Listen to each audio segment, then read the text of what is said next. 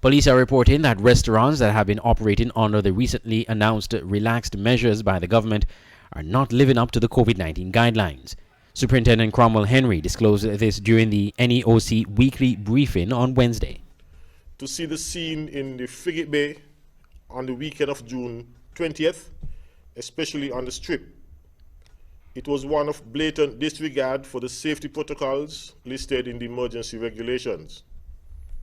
There was hardly any semblance of a concern for the spread of the coronavirus, no wearing of masks, not even by the staff of some of the establishments there, no physical and social distancing, and no hygiene protocols were observed.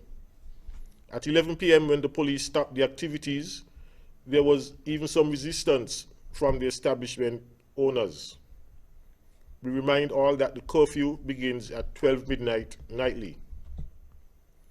Prior to COVID-19, establishments were required to seek permission, written permission from the police to play loud music on their premises, and this requirement has not changed. Superintendent Henry also said police will be stepping up their inspection of public transport as some bus drivers are not abiding by the COVID-19 guidelines.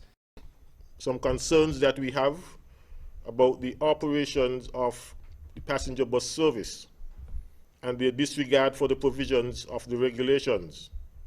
The bus operators should be aware by now of their obligations, and so the police will be stepping up enforcement activities in this area.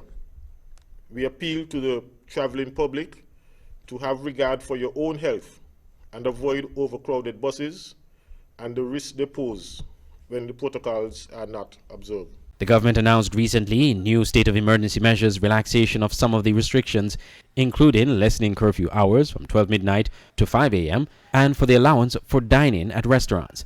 The government also allowed for the resumption of the selling of alcohol. Audrey Huey, SKN Newsline.